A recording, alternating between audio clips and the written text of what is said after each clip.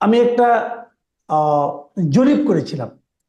জরিপটা এ কারণে যে গত বেশ কিছুদিন ধরেই আপনি তো জানেনই একটা বেশ খুবই আলোচিত একটা গণ অভ্যুত্থানের মাধ্যমে আওয়ামী লীগ সরকারের পতন ঘটলো। এবং পতন ঘটার পর একটা অন্তর্বর্তীকালীন সরকার আসলো, নির্দলীয় সরকার, ছাত্রদের সমর্থন নিয়ে। তারা ওখানে সরকার চালাচ্ছে, আবার বাইরে থেকে ছাত্ররা তাদেরকে সমর্থন দিচ্ছে। এবং এর মধ্যে একটা বড় ঘটনা ঘটলো যে ছাত্রদের দাবির প্রেক্ষিতে আওয়ামী লীগের যে ভাতৃপ্রতিম সংগঠন আছে বাংলাদেশ ছাত্রলীগ, তাকে সরকারিভাবে নিষিদ্ধ করা করা হলো। তারপর দেখলাম যে কিছু কিছু সেক্টর থেকে আওয়ামী লীগকে নিষিদ্ধ করারও দাবি উঠছে, অথবা আওয়ামী লীগের রাজনৈতিক কর্মকাণ্ড নিষিদ্ধ করার দাবি উঠছে। এইসব দাবির মাঝে আমি আসলে বোঝার চেষ্টা করেছিলাম যে আসলে এদেশের মানুষ আওয়ামী লীগ সরকারের যে 15 বছরের শাসন, সেই শাসনে আমি মনে করি, আমার বিবেচনায় তাদের যে কুশাসন, দুঃশাসন, সেই শাসনকে তারা ভুলতে পেরেছে কিনা, অথবা এখনো তারা আওয়ামী লীগকে সমর্থন করে কিনা, করলে কতটা করে, অথবা তার বিপরীতে অন্তর্বর্তীকালীন সরকারের যে পারফরমেন্স, সেটাকে তারা কিভাবে মূল্যায়ন করছে, এই সমস্ত বিষয় নিয়ে আমি একটা জরিপ করেছিলাম। আবার আমার জরিপে একটা মাত্র প্রশ্ন ছিল। সেই প্রশ্নটা এমন: যদি এখন নির্বাচন হয় তাহলে কাকে ভোট দেবেন? ইউটিউবে সাধারণত 4টা অপশন রাখা যায় এই সমস্ত ক্ষেত্রে। তো আমি 4টা অপশনই রেখেছিলাম। একটা ছিল বিএনপি, আরেকটা ছিল আওয়ামী লীগকে, একটা বিএনপিকে, আরেকটা হলো জামাতকে, আরেকটা হলো গণ অভ্যুত্থানকারী ছাত্ররা যদি কোনো দল করে তাহলে সেই দলকে। এবং আমি খুব কিছুটা বিস্ময়ের সঙ্গে আমি লক্ষ্য করলাম, সেখানে সর্বোচ্চ ভোট পেয়েছে আওয়ামী লীগ।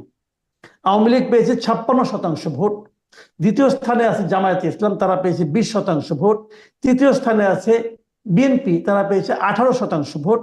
এবং পঞ্চম স্থানে আছে, যদি গণ অভ্যুত্থানকারী ছাত্ররা দল করে সেই দলকে, সেটা হলো মাত্র 5% ভোট।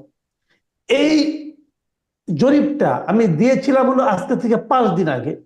এই 5 দিনে মোট 91,000 মানুষ ভোট দিয়েছে। এই জরিপের পর আমি একটু, ভূমিকাটা লম্বা হচ্ছে, আমার মনে হয় বলা দরকার, এই জন্য বলছি। এই জরিপ যখন আমি প্রকাশ করলাম, তখন অনেকে আমার বিরুদ্ধে এই ধরনের অভিযোগ করলো যে ছাত্রলীগের সব লোকেরা আমার এখানে এসে ভিড় করেছে। ছাত্রলীগ অথবা আওয়ামী লীগ, তাদের কোনো যাওয়ার জায়গা নেই, ঘরের মধ্যে লুকিয়ে আছে, লুকিয়ে বসে বসে আমার এখানে ভিড় করেছে, এবং সে কারণেই এত ভোট পড়েছে। তো এটা আসলে বাস্তব চিত্র নয়, একেবারেই বাস্তব চিত্র নয়। তো এটা আমার কাছে বাস্তব চিত্র বলে মনে হয় না। তো আপনার কাছে আমার দুটো প্রশ্ন। 1 নম্বর প্রশ্ন হলো, আপনি কি এই জরিপের ফলটাকে বাস্তব চিত্র বলে মনে করেন কিনা? 1 নম্বর, মানে এটা কি আর্টিফিশিয়াল রেজাল্ট কিনা? 1 নম্বর। আর 2 নম্বর হলো, আপনি আসলে কি মনে করেন যে অন্তর্বর্তীকালীন সরকারের যে পারফরমেন্স, সেই পারফরমেন্সের সঙ্গে মানুষ কি আগের সরকারকে তুলনা করছে, এবং তুলনা করে কি তারা নতুন কোনো সিদ্ধান্তে পৌঁছছে? এই দুটো প্রশ্ন আপনি একবারে করলাম, আপনি দুটো সম্বন্ধে আপনার অভিমত জানতে চাই।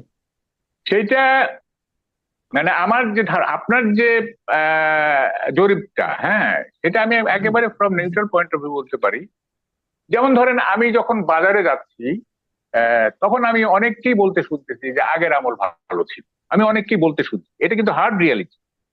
এটা যদি বৈষম্য বিরোধী ছাত্র আন্দোলন বা তাদের সমন্বয়ক একটা মাইন্ড করেন, এইটা আবার তো মিথ্যা কথা বলার কোনো কারণ নাই। আমি অনেককে বলতে শুনেছি যে আগের আমল ভালো ছিল। এবং এইটা ঠিক, বর্তমান সরকারের পারফরমেন্সের উপরে মানুষ সন্তুষ্ট না অনেকগুলো কারণে। একটা হচ্ছে যে, যেমন ধরেন যে দ্রব্যমূল্য, 2 নম্বর হচ্ছে ললেসনেস, তারপরে 3 নম্বর হচ্ছে আপনার এই যে নির্বাচনের তারিখ ঘোষণা করছে না ইত্যাদি। এখন সরকারের প্রতি যে গ্রিভিয়েন্সটা, এইটা কে ক্যাশ করতেছে, এটা কে ব্যাক করতেছে, কার থলিতে যাচ্ছে? এটা বিএনপির থলিতে যাচ্ছে, না আওয়ামী লীগের থলিতে যাচ্ছে, না জামাতের থলিতে যাচ্ছে, না অন্য কোনো বামপন্থীদের থলিতে যাচ্ছে? এটা তো আপনি নির্বাচন ছাড়া বুঝতে পারবেন না।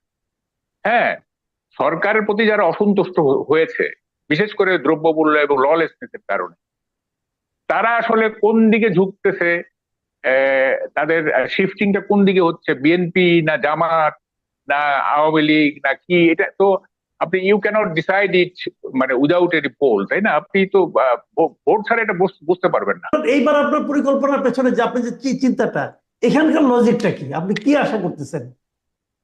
না, আমি তো এইটা আমি একটা হাইপোথেটিক্যালি বললাম যে এইভাবে, মানে ধরেন হ্যাঁ, তো আওয়ামী লীগ তো একটা স্বৈরাচারী শাসন চালাইছে, ঠিক আছে। এখন আওয়ামী হুম, লীগের যারা দোসর ছিল তারা তারা নির্বাচন এলাকায় হয়তো যাইতে পারবে না, তারা এলাকাতেই যাইতে পারবে না, মানুষ এত ক্ষেপে আছে, তাই না? তো ফলে এদেরকে বাদ দিয়া যারা যারা একেবারে নন আওয়ামী লীগার, যাদের মধ্যে কোনো আওয়ামী লীগ গন্ধ নাই, তারা নির্বাচন করে দেখুক। হ্যাঁ, তারা নির্বাচন, ওই যে আমি বললাম যে প্রত্যেকটা আচ্ছা আমি কনস্টিটিউশনে বুঝতে একটা। পেরেছি। হ্যাঁ। আমার কাছে ক্লিয়ার আপনার বক্তব্যটা, কিন্তু আমার কথাটা হলো কি, এই যে আপনি এরকম ভাবছেন, আপনি বলছেন যে হুম। সরকারের জনপ্রিয়তা, বর্তমান সরকারের জনপ্রিয়তা কিছুটা হলেও কমছে, বিপরীত দিকে মানুষ এর সঙ্গে আওয়ামী লীগের তুলনাও করছে।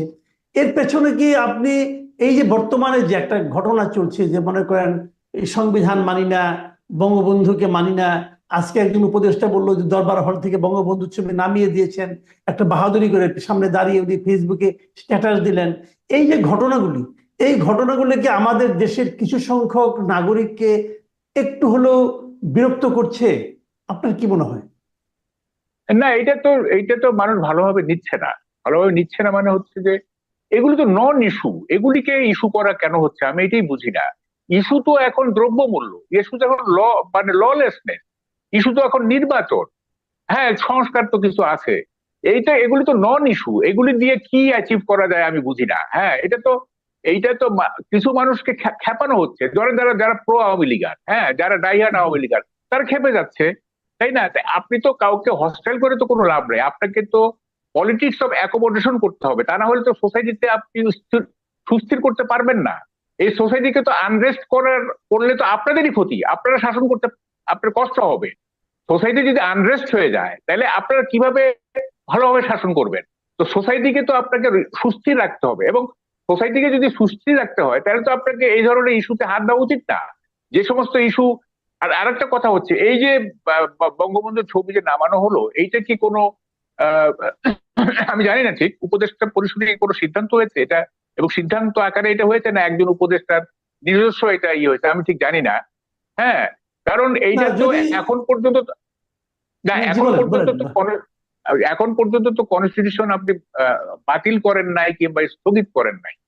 কনস্টিটিউশন যে বাতিল করে বা স্থগিত করে যদি করতেন তাহলে তো কোনো ব্যাপার ছিল না, কিন্তু যেহেতু কনস্টিটিউশন এখন ইনঅ্যাক্ট আছে, হ্যাঁ, তো ফলে আপনি কনস্টিটিউশন যেহেতু শেখ মুজিবুর রহমান হচ্ছে ফাদার অফ দি নেশন, তাইলে আপনি যে তার ছবিটা নামাচ্ছেন এইটার তো একটা আইনগত ভিত্তি লাগবে। এখন আপনি বলতে পারেন যে অভ্যুত্থানের সরকার, এখানে আইন টাইন নাই, কিছু নাই, দ্যাট ইজ ডিফারেন্ট। হ্যাঁ, ওটা যদি আপনি বলেন যে অভ্যুত্থানের সরকারের আমরা এটা কোনো আইন টাইন বুঝি না, তাহলে তো আর কোনো বিতর্ক চলে না। কিন্তু আপনাকে না যদি যদি তাই হয়, কনস্টিটিউশন। যদি তাই হয় মাহবুব ভাই, যদি তাই হয়, তাহলে ওনারা তো, যে উপদেষ্টা এটা করেছেন, উনি নিজেও তো তার কিছুক্ষণ আগে এই সংবিধানের অধীনেই শপথ নিলেন, তাহলে এটা কেমন হলো? হুম। এটা, হ্যাঁ, এটা কন্ট্রাডিক্টরি না? আপনি সংবিধানের একটা একটা একটা বিষয়, যে বঙ্গবন্ধু হচ্ছে, শেখ মুজিবুর রহমান হচ্ছে জাতির পিতা, তাই না? তা এইটা আপনি বঙ্গভবন থেকে সরাই দিলেন, আবার এই কনস্টিটিউশনের অধীনেই আপনি ইয়ে করলেন, শপথ দিলেন, এটা তো সেলফ কন্ট্রাডিক্টরি হয়ে গেল, স্ববিরোধী হয়ে গেল। আপনাকে তো একটা করতে হবে, যে কোনো, আপনি কনস্টিটিউশন হেল্ড আপ করে দেন, বা কনস্টিটিউশন আপনি ইয়ে রেলিংকুশ করে দেন, বাতিল করে দেন, কোনো অসুবিধা তো নাই। এখন একটা গণ অভ্যুত্থানের সরকার, আপনাদের সরকার যা করবে তাই হবে। কিন্তু আপনি কনস্টিটিউশনকে বলবৎ রেখে আপনি যদি এক্সট্রা কনস্টিটিউশনাল কিছু করেন, তাইলে তো এইটা তো মানুষ স্বাভাবিকভাবে নিবে না, তাই না?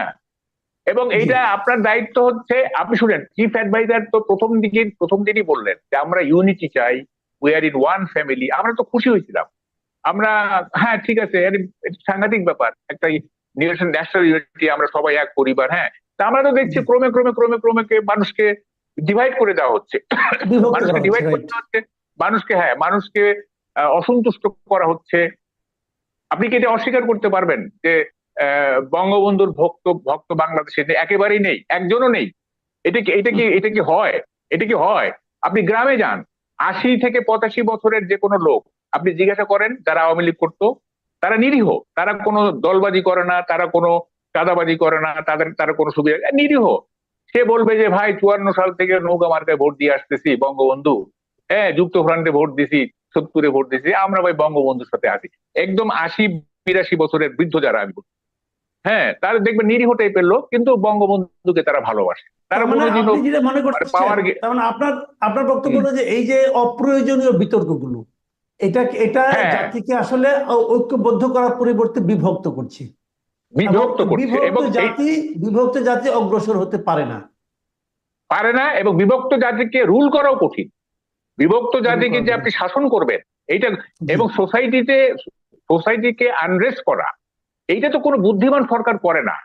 বুদ্ধিমান জি সরকার করবে যে তার যে এজেন্ডা গুলি আছে, তার যে সমস্ত জি বর্তমান সরকার যে সমস্ত এজেন্ডা আছে, সরকার সংস্কার টংস্কার এগুলো যা যা আছে, এগুলোকে তারা পার্সু করবে। আপনি জি নন অনেক ইস্যুকে ধন্যবাদ। একটা অনেক ধন্যবাদ জনাব মাহবুব কামাল, আপনি অনেকক্ষণ আপনি খুব আপনার একটা নতুন ধরনের বক্তব্য আজকে আপনার কাছ থেকে আমি পেলাম। এটা এটা হাইপোথেটিক্যাল হলেও আমার মনে হয় এটা মানুষের মধ্যে অনেক ধরনের নানা ধরনের চিন্তার জন্ম দিবে, মানুষের মধ্যে মানুষ এটা ভাববে। প্রিয় দর্শক, এখন এ পর্যন্তই। আমাদের সিনিয়র সাংবাদিক, আমাদের বড় ভাই, এবং উনি অনেক বিষয় নিয়ে আমি দেখেছি এর আগেও যে নতুন নতুন চিন্তা করতে উনি পছন্দ করেন, এবং সেই ধরনের একটা নতুন চিন্তা উনি আমাদের সঙ্গে শেয়ার করলেন।